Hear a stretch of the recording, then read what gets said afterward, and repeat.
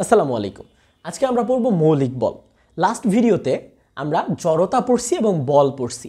বলের মধ্যে আমরা পড়ছিলাম সাম্য বল এবং অসাম্য বল, অর্থাৎ সাম্যতার ভিত্তিতে বলকে দুই ভাগে ভাগ করা যায়, সাম্য এবং অসাম্য বল। তারপরে আমরা বলছিলাম যে বল, প্রকৃতিতে যত বল এক্সিস্ট করে সেই বলগুলোকে অ্যাকচুয়ালি চার ভাগে ভাগ করা যায়। সেই চার ভাগ হচ্ছে মৌলিক বল, অর্থাৎ প্রকৃতিতে যত বলই আছে তারা কোনো না কোনোভাবে এই চারটা বলেরই প্রকারভেদ। এই চারটা মৌলিক বল থেকেই সব ধরনের বল আসছে। তুমি যে বলই ইমাজিন করো না কেন, সব বলগুলো কই থেকে আসছে? এখান থেকে আসছে। দুইটা চুম্বকের আকর্ষণ হচ্ছে, এখানেও এই বলের কোনো না কোনো একটা প্রকার। তোমার ঘর্ষণের কারণে যে বল তৈরি হচ্ছে সেটাও এই চারটা মৌলিক বলের মধ্যেই একটা প্রকারভেদ, ঠিক আছে? অর্থাৎ প্রকৃতিতে যত বল ইমাজিন করা যায় সব বলগুলা কোনো না কোনোভাবে এদের থেকেই আসছে। তো এদেরকে জানা অবশ্যই ইম্পর্টেন্ট, আজকে আমরা সেটাই জানবো। এখন প্রথমে আমাদের আছে মহাকর্ষ বল। মহাকর্ষ বল কাকে বলে? একদম সহজ কথায়, প্রকৃতিতে বা ইউনিভার্সে যে কোনো দুইটা বস্তুর মধ্যে যদি ভর থাকে, ইউনিভার্সে যে কোনো দুইটা বস্তুর মধ্যে যদি ভর থাকে, তাদের মধ্যে একটা আকর্ষণ বল কাজ করবে। এই আকর্ষণ বলটার নাম হচ্ছে মহাকর্ষ বল। কি বলছি? প্রকৃতির যে কোনো দুইটা বস্তু তাদের মধ্যে যদি ভর থাকে, তাহলে তাদের মধ্যে একটা আকর্ষণ বল থাকবে যার নাম হচ্ছে মহাকর্ষ বল। ওকে, এখন তোমার রুমের ভিতরে তোমার টেবিলের উপরে বই আছে, খাতা আছে। এই যে বইয়ের একটা ভর আছে, খাতার একটা ভর আছে, তাহলে বই আর খাতার মধ্যে একটা আকর্ষণ থাকবে যেটা হবে মহাকর্ষ বল। আবার পৃথিবীর ভর আছে, সূর্যের ভর আছে, পৃথিবী আর সূর্যের আকর্ষণ মহাকর্ষ বল। আবার চাঁদের ভর আছে, মঙ্গল গ্রহের ভর আছে, চাঁদ এবং মঙ্গল গ্রহের আকর্ষণ মহাকর্ষ বল। অর্থাৎ প্রকৃতির যে কোনো দুইটা বস্তুর মধ্যে যদি ভর থাকে, সেই ভরযুক্ত বস্তু দুইটার মধ্যে অবশ্যই একটা বল কাজ করবে, সেই বলটার নাম কি? মহাকর্ষ বল। ওকে, তাহলে আমরা কি বলছি? যে দুইটা বস্তু থাকবে। আমরা ধরে নিই একটা বস্তু এটা, যার ভর হচ্ছে m1, আরেকটা বস্তু এটা, যার ভর হচ্ছে m2। এই দুইটা বস্তুর মধ্যবর্তী দূরত্ব আমরা ধরে নিলাম r। এই দুইটা বস্তু যদি এরকম হয় যে m1 m2 ভরের দুইটা বস্তু যাদের মধ্যবর্তী দূরত্ব r, তাহলে তাদের মধ্যে একটা বল কাজ করবে, যেই বলটা হবে কি? বস্তুদ্বয়ের ভরের গুণফলের সমানুপাতিক। তাহলে f proportional to m1 m2। আবার এই বলটাই হবে বস্তুদ্বয়ের দূরত্বের বর্গের ব্যস্তানুপাতিক। তাহলে f প্রপোর্শনাল টু 1/r²। তাহলে দুইটা প্রপোর্শনালকে, দুইটারই বামপক্ষ যেহেতু সমান, আমি কম্বাইন করে লিখতে পারি না f proportional to m1 m2 divided by r²? অবশ্যই লিখতে পারি। এবং আমরা কি জানি যে প্রপোর্শনালিটি সাইন যদি তুলে ফেলতে হয় তাহলে কি নিয়ে আসতে হয়? একটা কনস্ট্যান্ট নিয়ে আসতে হয়। সো আমরা এখানে কনস্ট্যান্ট হিসাবে নিয়ে আসলাম কে m1 m2 divided by r²। কে একটা কি? সমানুপাতিক ধ্রুবক। এই সমানুপাতিক ধ্রুবকের মান আমরা সমানুপাতিক ধ্রুবকটাকে কি করলাম? জি দ্বারা রিপ্লেস করলাম, m1 m2 divided by r²। এই যে আমরা সূত্রটা পাইলাম, এই সূত্রটা হচ্ছে মহাকর্ষ বলের সূত্র। অর্থাৎ এই যে প্রকৃতির যে কোনো দুইটা বস্তু যাদের মধ্যে ভর আছে তাদের মধ্যে একটা আকর্ষণ কাজ করবে বলছিলাম, সেই আকর্ষণ বলটা হচ্ছে এতটুকু, জি m1 m2 divided by r²। যেখানে জি কি? জি হচ্ছে একটা মহাকর্ষীয় ধ্রুবক। জি কি? জিকে আমরা বলি মহাকর্ষীয় ধ্রুবক, ঠিক আছে? জিকে বলা হয় মহাকর্ষীয় ধ্রুবক। এবং এই জি এর মান কত? এই জি এর মান হচ্ছে 6.673 into 10⁻11 newton metre square KG inverse 2। Okay, তো এটাই হচ্ছে মহাকর্ষ বল। এখন এই মহাকর্ষ বলের মধ্যে, মহাকর্ষ বলতে আমরা বুঝলাম যে মহাকর্ষ বল কাকে বলে, কখন কাজ করবে। তো মহাকর্ষ বলের পাল্লা, আমাদেরকে এটাও জানতে হবে যে মহাকর্ষ বল কত দূর পর্যন্ত কাজ করবে। দেখো, আমি পড়ানোর সময় অলরেডি ইনডিরেক্টলি তোমাদেরকে বলে ফেলছি। আমি কি বলছি? ইউনিভার্সে যে কোনো দুইটা বস্তুর মধ্যে যদি ভর থাকে তাহলে তাদের মধ্যে আকর্ষণ বল থাকবে, যেটা মহাকর্ষ বল। তার মানে এদের পাল্লা কি? অসীম। মহাকর্ষ বলের পাল্লা কি? থিওরিটিক্যালি মহাকর্ষ বলের পাল্লা হচ্ছে অসীম।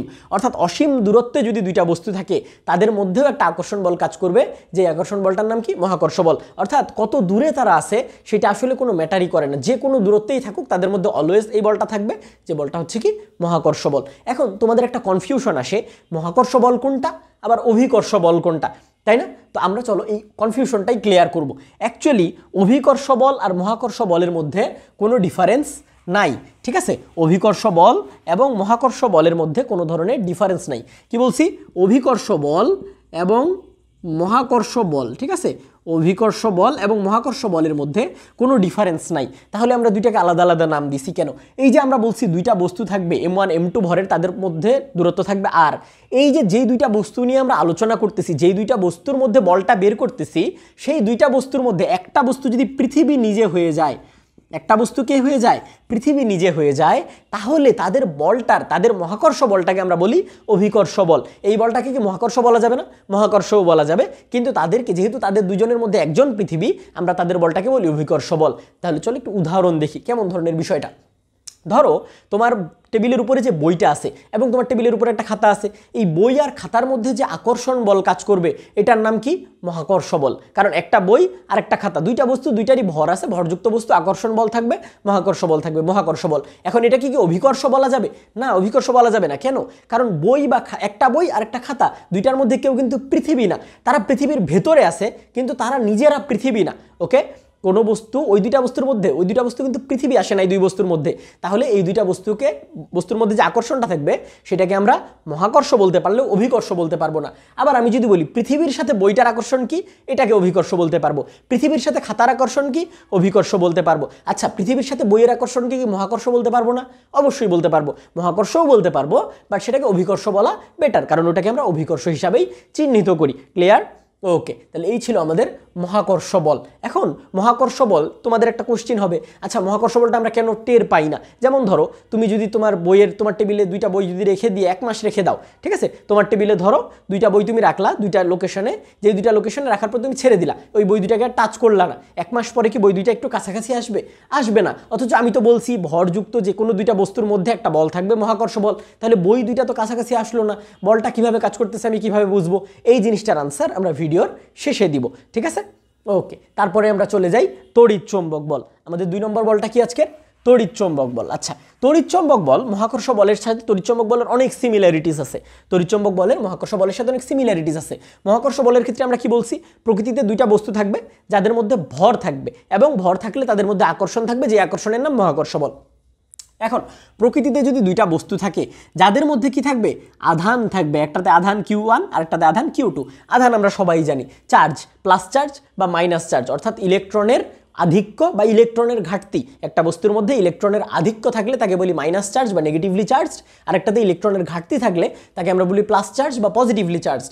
তাহলে কোনো বস্তুর মধ্যে যদি আধান থাকে, এই আধান যতটুকু থাকবে একটা বস্তুর ভিতরে, কোনো বস্তুর ভিতরে যখন আধান থাকবে সেই আধানের কারণে বস্তুদ্বয়ের মধ্যে একটা বল কাজ করবে। দুইটা বস্তুর ভিতরে যদি আধান থাকে, এই যে দুইটা বস্তুর ভিতরে Q1 Q2 আধান আছে এবং তারা আর দূরত্বে অবস্থিত দুইটা বস্তুর ভিতরে যদি Q1 Q2 পরিমাণ আধান থাকে, তাহলে তারা কি করবে? নিজেদের মধ্যে একটা তাদের বল কাজ করবে। এই বলটার পরিমাণ কি? এই বলটার পরিমাণ মহাকর্ষ বলের মতোই আধান দ্বয়ের গুণফলের সমানুপাতিক এবং তাদের মধ্যবর্তী দূরত্বের বর্গের ব্যস্তানুপাতিক। তাহলে এই দুইটাকে আবারও মহাকর্ষ বলের মতো কম্বাইন করে লেখা যায় Q1 Q2 divided by R square. তাহলে এই জিনিসটাকে আমরা পরবর্তীতে কি জানি? প্রপোর্শনালিটি সাইন তুলে দিলে একটা কনস্ট্যান্ট নিয়ে আসি, Q1 Q2 divided by R square. এখানে কে হচ্ছে আমাদের কি? কুলম্বের ধ্রুবক, যার ভ্যালু কত? 9 × 10⁹ newton metre square coulomb inverse 2, newton metre square coulomb inverse 2। দেখো আমরা যখন জি পড়ছিলাম, জি এর ভ্যালু কত ছিল?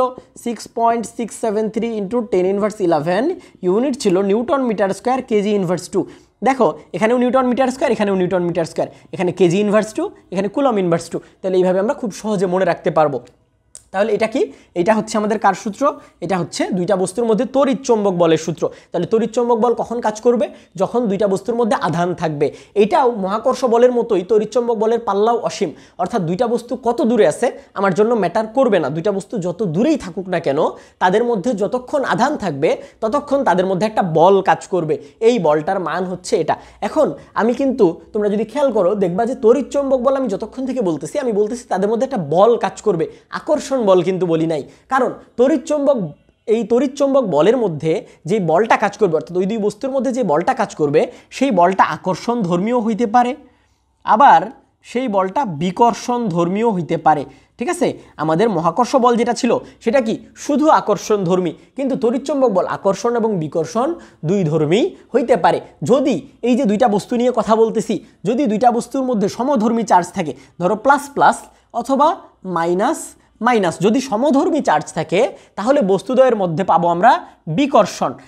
এবং দুইটা বস্তুর মধ্যে যদি বিপরীতধর্মী চার্জ থাকে, একটাতে প্লাস আরেকটাতে মাইনাস, বা এইটাতে প্লাস এটাতে মাইনাস, বিপরীতধর্মী চার্জ যদি পাই, তাহলে বস্তু দুইটার মধ্যে যে বলটা কাজ করবে সেটা হবে আকর্ষণ ধর্মী বল, একজন আরেকজনকে টানবে। কারণ আমরা জানি বিপরীতধর্মী আধান আকর্ষণ করে, সমধর্মী আধান বিকর্ষণ করে। তাহলে এটাই ছিল আমাদের তড়িৎ চৌম্বক বল। তারপরে আমরা চলে যাব আমাদের 3 নম্বর বল, সবল নিউক্লিয় বল। সবল নিউক্লিয় বল কাকে বলে? আচ্ছা একটা বিষয় চিন্তা করো, একটা নিউক্লিয়াসের ভেতরে আমরা একটা পরমাণু নিউক্লিয়াস চিন্তা করি, একটা নিউক্লিয়াসের ভেতরে কি থাকে বলো তো? একটা পরমাণু নিউক্লিয়াসের ভিতরে কি থাকে? প্রোটন থাকে, নিউট্রন থাকে। আচ্ছা নিউট্রনের তো চার্জ নাই, ওকে, প্রোটনের চার্জ আছে কিনা? অবশ্যই প্রোটনের চার্জ আছে। কেমন চার্জ? Positive charge. তাহলে আমি যদি একটা হিলিয়াম নিউক্লিয়াসের কথা চিন্তা করি, সেখানে কি দুইটা প্রোটন আছে, অর্থাৎ হাইড্রোজেন বাদ দিয়ে যে কোনো অ্যাটমের নিউক্লিয়াসে মাল্টিপল প্রোটন আছে, তাহলে প্রোটনগুলোর মধ্যে ধনাত্মক চার্জ আছে। এবং আমরা জানি আধানযুক্ত দুইটা আধানের ভিতরে কি থাকবে? দুইটা আধানের ভিতরে অলওয়েজ একটা কি থাকবে?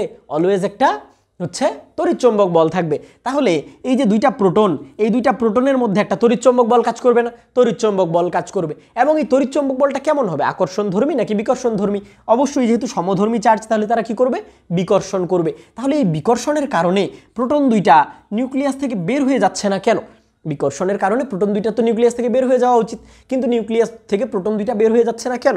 কারণ হচ্ছে এইখানে এই তড়িৎচুম্বক বলের থেকেও বেশি শক্তিশালী কোনো বল এই আমাদের প্রোটনগুলোকে একসাথে বেঁধে রাখতে হেল্প করতেছে। সেই বলটার নামই হচ্ছে আমার সবল নিউক্লিয় বল।